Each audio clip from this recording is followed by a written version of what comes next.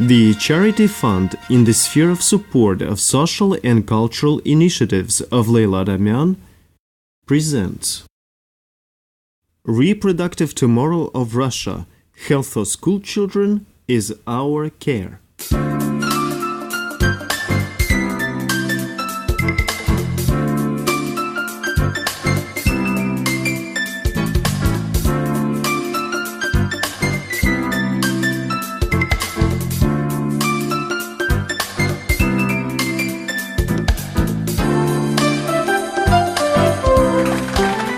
Good morning, dear friends and dear colleagues. We wish you a very happy holiday on the occasion of the Day of Knowledge. I believe that knowledge is power.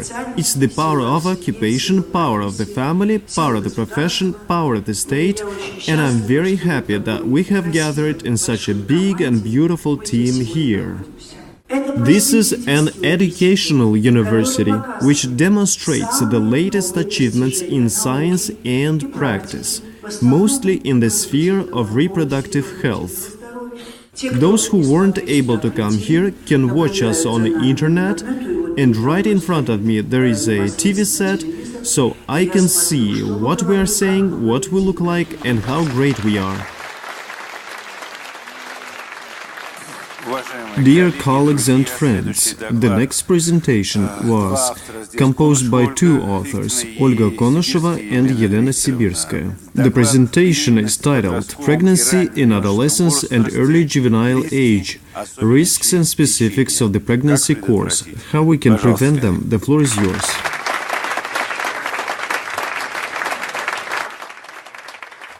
Dear friends, the first thing that I would like to mention and emphasize is that pregnancy and childbirth in adolescence and early juvenile age is not a norm, and our primary goal is to prevent this from happening. What does the World Health Organization say about that? It is considered that the optimal age for motherhood is the age of 20 or older.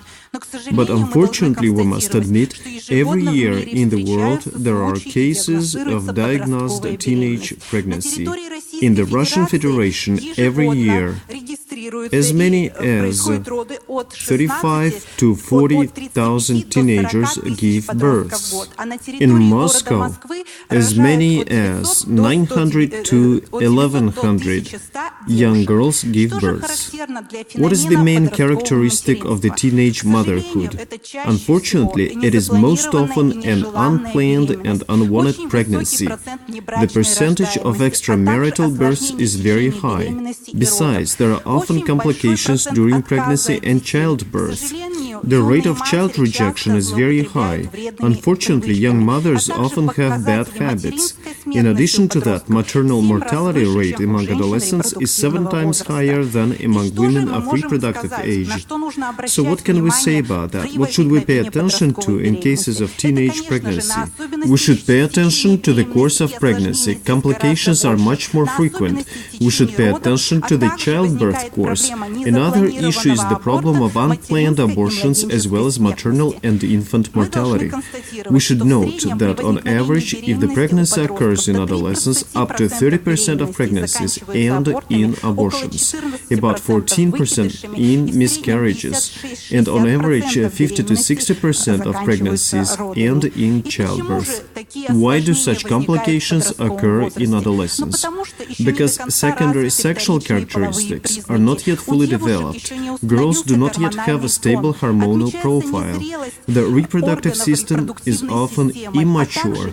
Besides, the pelvic joints may be rigid, which is especially important if the childbirth is expected in a girl through the natural childbirth canal. What are the typical complications in case of pregnancy in adolescence and early juvenile age? In the first place, it is a high frequency rate of anemias in pregnant girls, pregnancy toxicosis, placental and fetoplacental insufficiency, threat of abortion, chance and a high risk of fetal hypoxia. If the childbirth in a young pregnant woman is performed through the natural birth canal, the rate of complications is also very high. It happens due to a clinically and anatomically narrow pelvis, possible weakness during the labor, long waterless period, premature burst of delivery waters, etc. Since the birth canal in a girl is not yet fully shaped, the rate of injuries is very high. It may also result in such a formidable complication as hypotonic bleeding. I would also like to say that the babies which are born to young mothers more frequently have complications.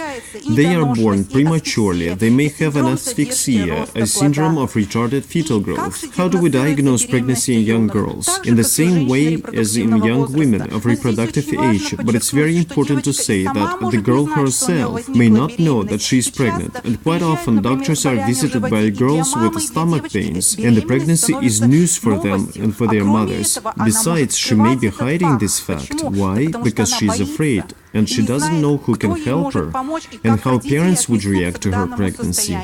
And because of that, unfortunately, girls miss the monitoring at the doctors during such an important period as the first 12 weeks of pregnancy, when the organs of the reproductive systems are being formed in the fetus, which results in a higher rate of complications and developmental malformations. The doctor who will perform the delivery of the baby, and if the girl and her mother decide that she's going to give birth, should use a special approach to the young pregnant woman. Why so? Because girls are more emotionally labil. They have a higher pain threshold. The threat of complications for the mother and for the unborn child is much higher. That is why, if birth is given through natural birth canal, the young girl must obligatorily pass a therapy for fetal hypoxia prevention and continuous monitoring of the cardiac activity of the newly born baby.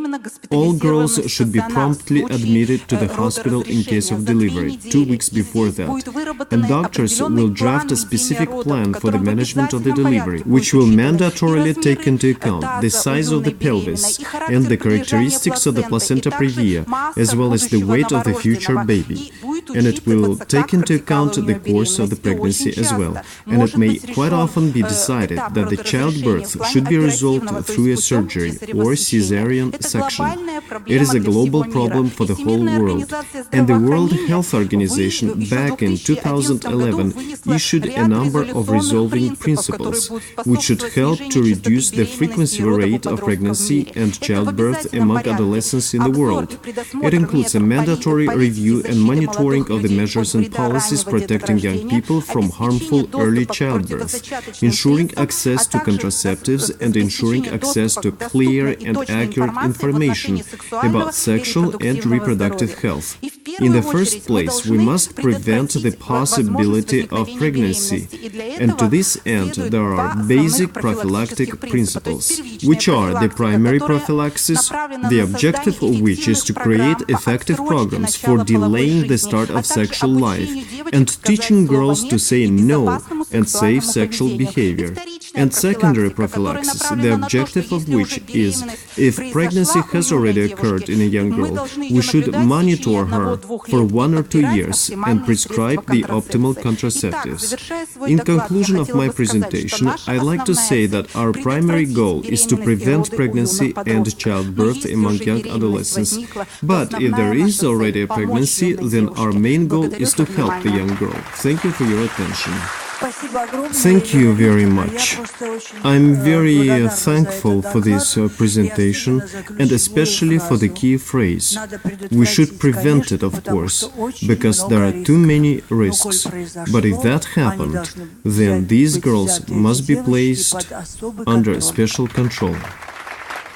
See you at the next conferences of the Open University of Leila Adamyan.